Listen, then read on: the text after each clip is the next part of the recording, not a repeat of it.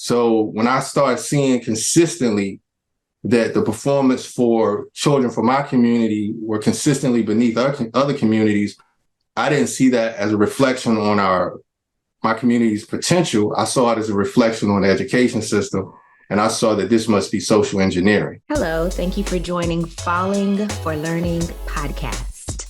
I am TD Blenah.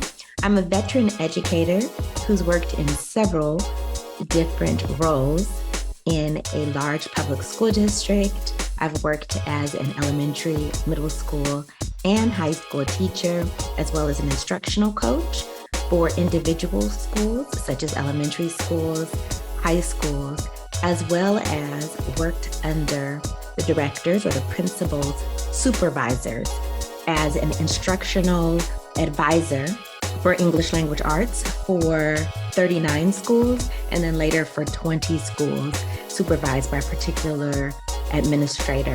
So I have extensive experience with working with schools and teachers and students from pre-kindergarten all the way to 12th grade. And so as a parent, coupled with my experience as a parent, I have extensive knowledge in how to make sure that students are prepared for the next level and that they are on track for learning and to stay on track for success.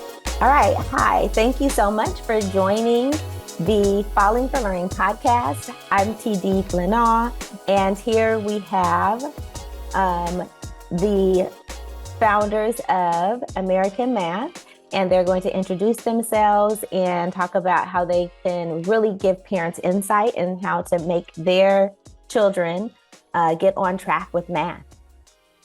All right. Well, thank you very much for having us. My name is Jelani. We're based here in Washington, D.C., and we're dedicated to the research and development of the U.S. customary system. I'm going to pass it on to... My name is Nkosi. I'm the founder of American Math and African Math as well. We are dedicated, again, like you said, to making sure that Americans have a very proficient way in which to do the U.S. customary system. All right. So I noticed you were saying African Math as well. Can you tell me a little bit more about that? You know about African Math. So yeah, African Math is a program that we started, I think, in 2013, 14. And it is a math program that literally does research and development about the ancient math practices that were done by Africans in antiquity and even into the modern era. So we did investigations into how Africans did math in antiquity, even up into the modern era.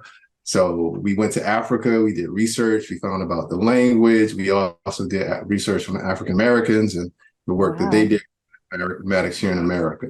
But actually, we found some interesting ties between ancient African math and American math. So amazing.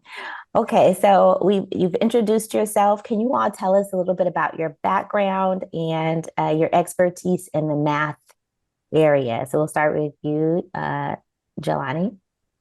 So the bulk of my experience comes from hands-on learning. I've had the privilege to be able to travel around the world to learn under different environments. So I spent some time in South Florida for some time, Washington, D.C., learning architecture at UDC. And I've also had the ability to travel to South Africa to study over there as well and learn more about the culture and more about the history and language over there. Can I stop you for 1 second? Can you tell us what UDC is? Because we have people from all over the country and may not be sure what that is.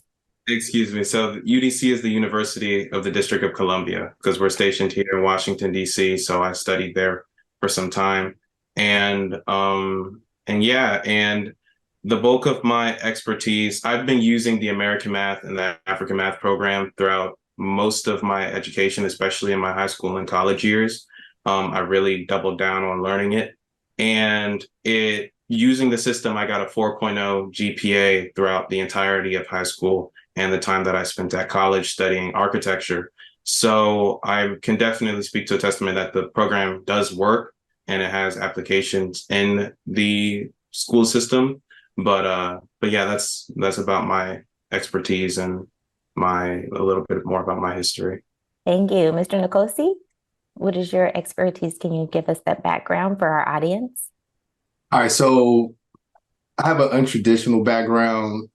I learned math from my community.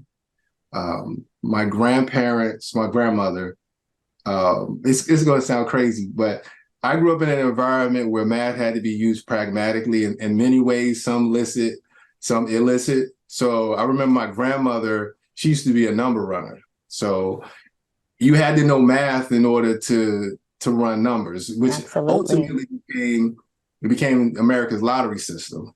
And then my grandfathers on both the maternal and paternal side, they were involved in construction and they were involved in the infrastructure development of the United States of America. They actually gave their lives building the infrastructure of the United States of America. So they had to be proficient in building bridges and roads and houses and building infrastructure projects.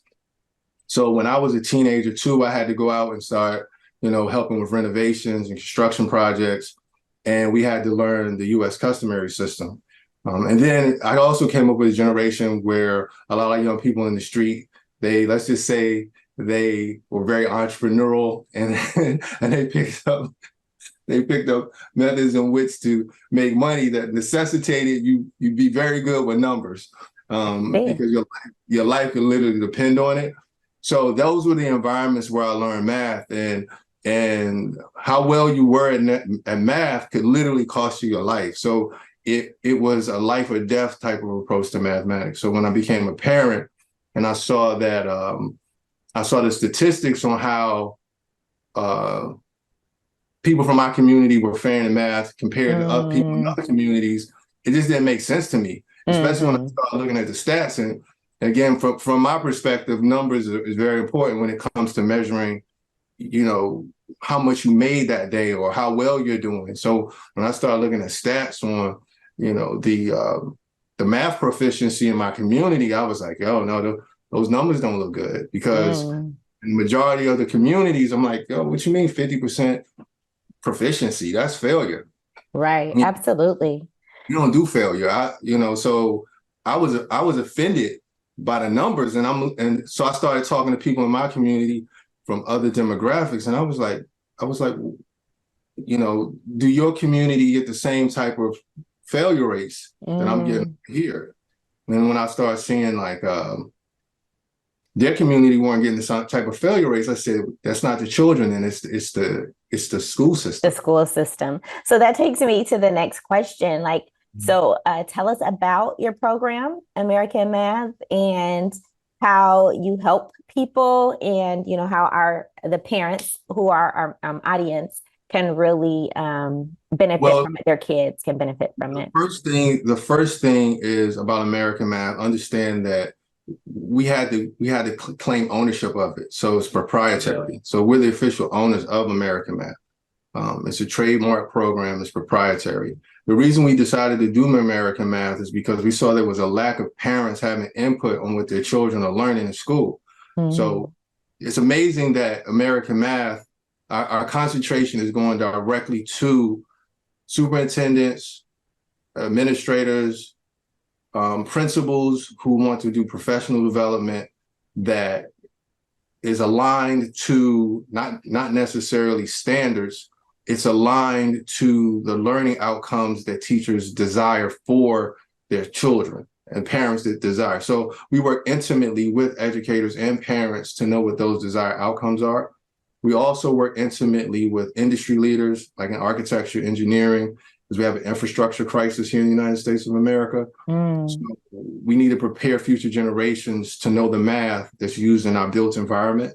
And that's really a major component of American Math that's outside of the standards, because our concentration is the pragmatic application of math in real world, which means that we can't wait for standard organizations who disconnect it and don't even really know the problem to say these are the standards you should learn. So we're on the forefront. We have, there's no cowardice in what we do. And if you want to reach out to us, you have to love your children, because the problem that I faced is I was really offended by the achievement gap. You know what achievement gap is, right? Absolutely. Right. So for those who don't know what the achievement gap is, it is the disparity in outcomes and performance in the United States education system based on race. So when I started seeing consistently that the performance for children from my community were consistently beneath other communities, I didn't see that as a reflection on my community's potential. I saw it as a reflection on the education system, and I saw that this must be social engineering. So When I saw it as a social engineering problem, I felt offended by people who became complacent and okay with it. Yes. Again, because I come from an environment where it's like, it's just not okay. You know, it's not okay. Absolutely. Failure is not an option. Listen, parents, it's summertime.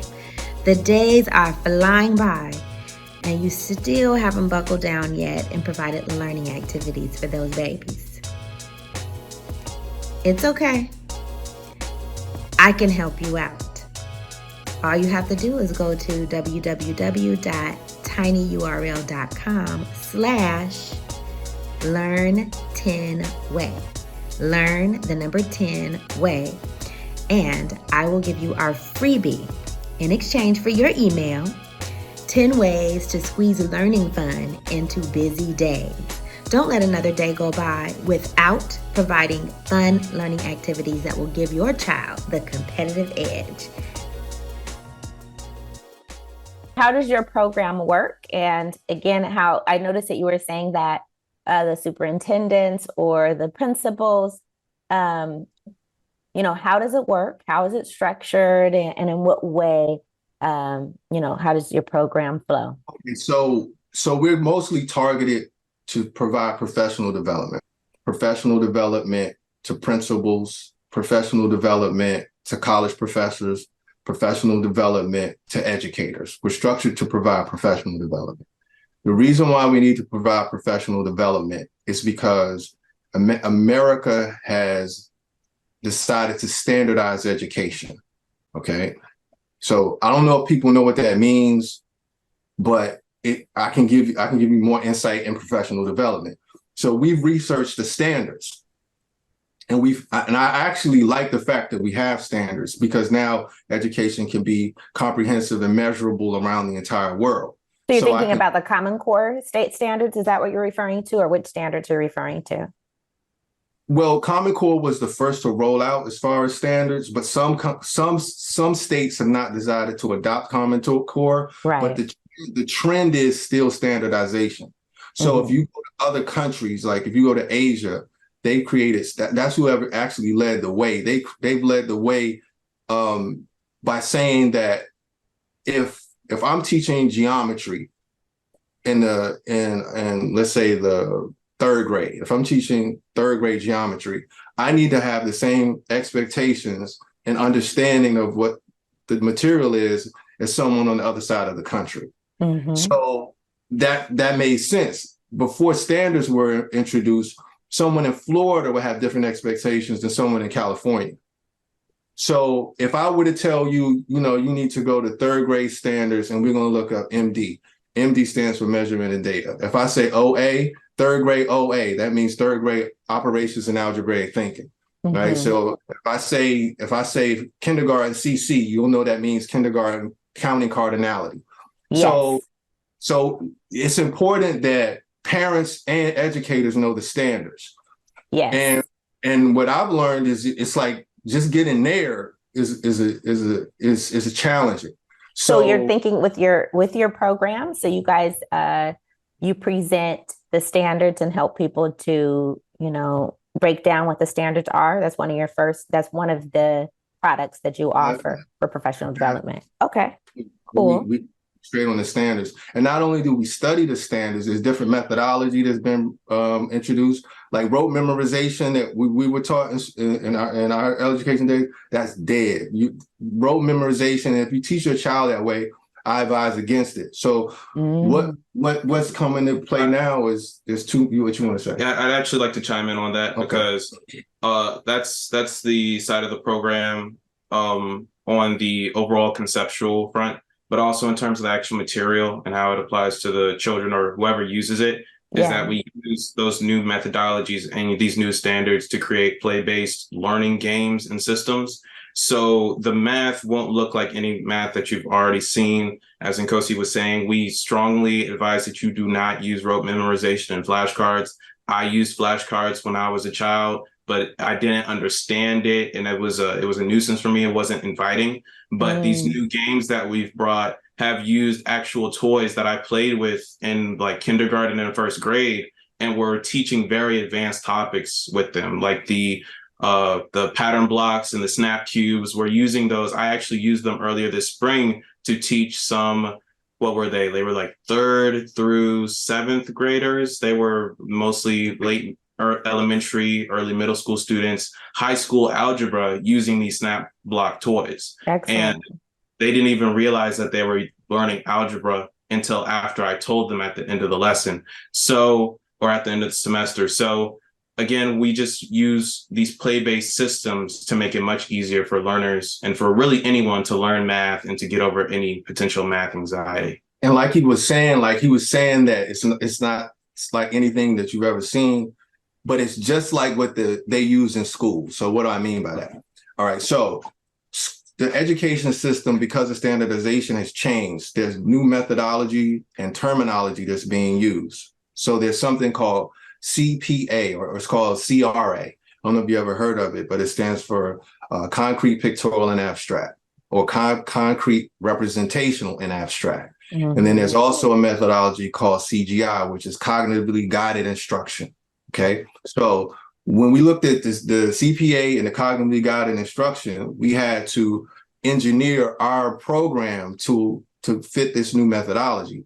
And I think we crushed it. We excel at it, like on a whole nother level, where it's embedded in everything that we do. So when you come to us and learn our program, we are American Math because we've taken all of they call them manipulatives. I don't know if you ever heard of manipulatives. Yes, I'm an educator of 20 years. Cool. Yeah. So, we don't call them manipulatives though. So here's what I'm saying. So we've seen this change in math education. So we know that they have these new handheld objects they use to teach numeracy. So he's like, man, we ain't gonna call that manipulatives.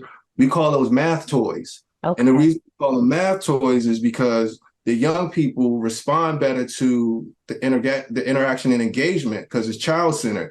So that's what another thing where it's like, we don't want to we can help the education system, but we're not going to let the education system lead our program if it's not producing the same type of outcomes we're producing. So I see. So please don't call them manipulatives.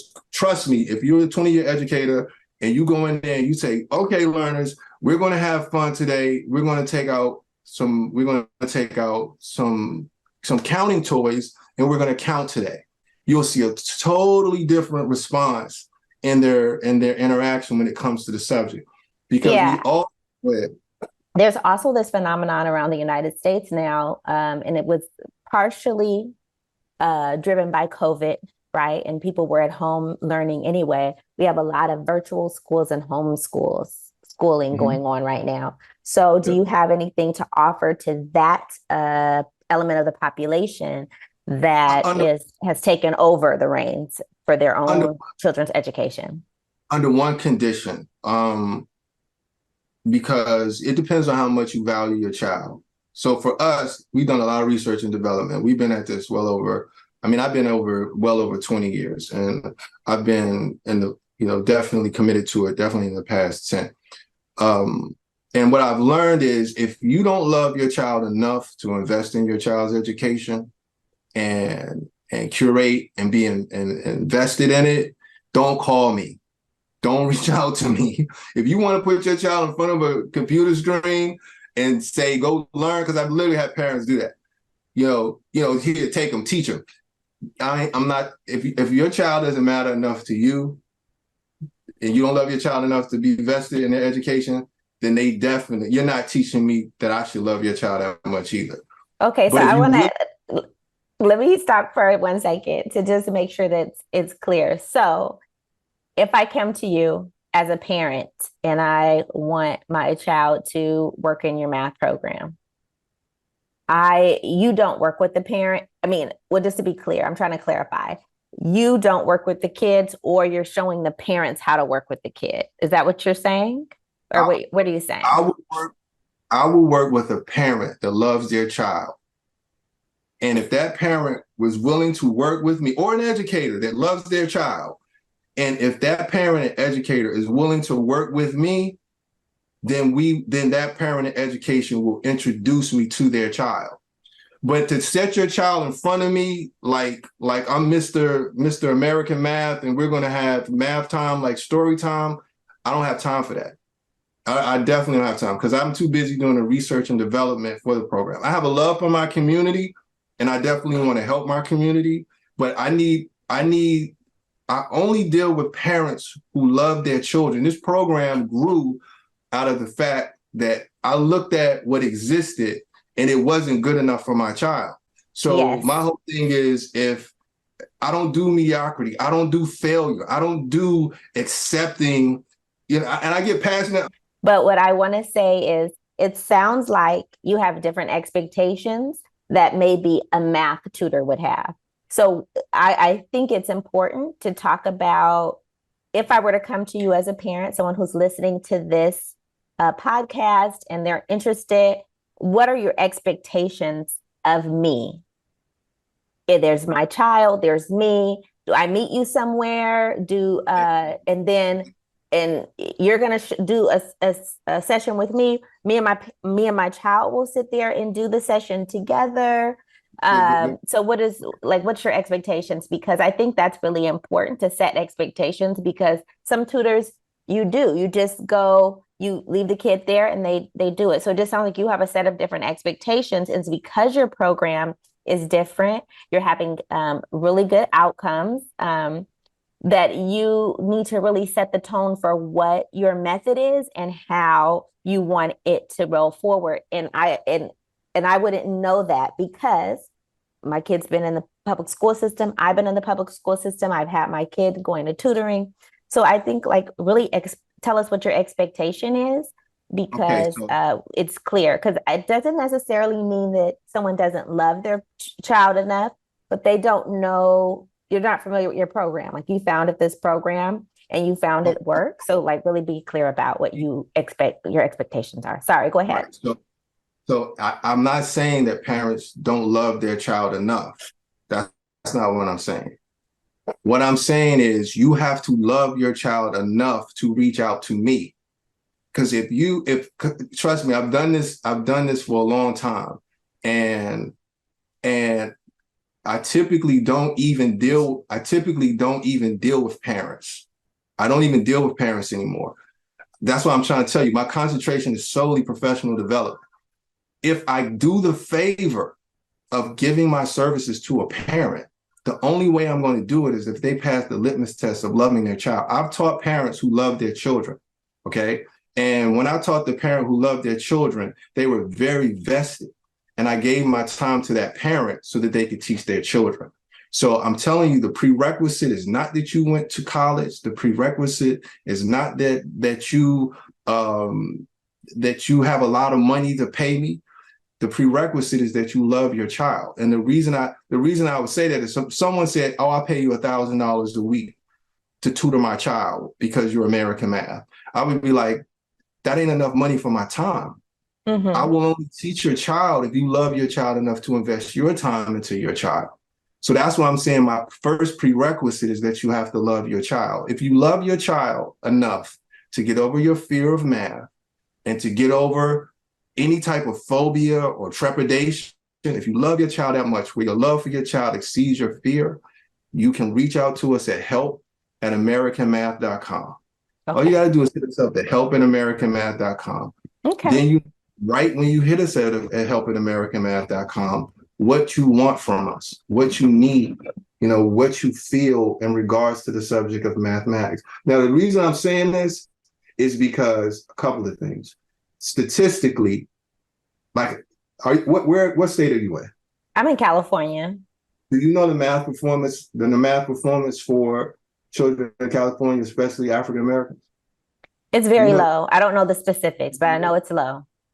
Right. So if the proficiency rate is 20%, and like I don't care what race you are, like, but I know the stats in Cali, and the proficiency rate I think for African Americans are 20%, maybe 15 to 20%. That's 80%. Sounds right. Mm-hmm. That's an 80% failure rate. Absolutely. Unacceptable. Right. So for me, if the only way that becomes systemic is that there has to be a mental health problem and a mental health epidemic in the community. And there is one, it's called math phobia or math anxiety. Oh, I agree with that. Mm-hmm. So 90% of Americans, or even more, suffer from math anxiety, right? Yeah. They might not even know it. So that fear is greater than the love they have for their child. And if that fear is greater for your love than you have for your child, don't call me.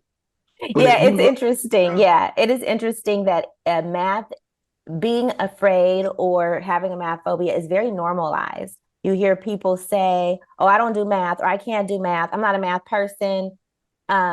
They feel very comfortable with that. But if it's the other way around, like it's like, oh, I don't read. I can't read. I don't do reading. Like no one's really saying that, even though there are, of course, people who are illiterate, but they don't feel as comfortable just saying. But people are very comfortable. Educators, all kind of people are very comfortable saying they don't do math, they don't know math, and so it's really become normalized. Like it's normal, and you're special if you know math. And so I'm glad you're doing something about trying to change that kind of narrative. Yeah. 100%. So I have zero tolerance for it. If that's how you feel, if you don't do math, I don't do you. If you're not a math person, then you're not my type of person. So you're looking for them to embrace that challenge and work with their kids and work with you to make sure you're getting what your kids need, helping your kids to get what they need.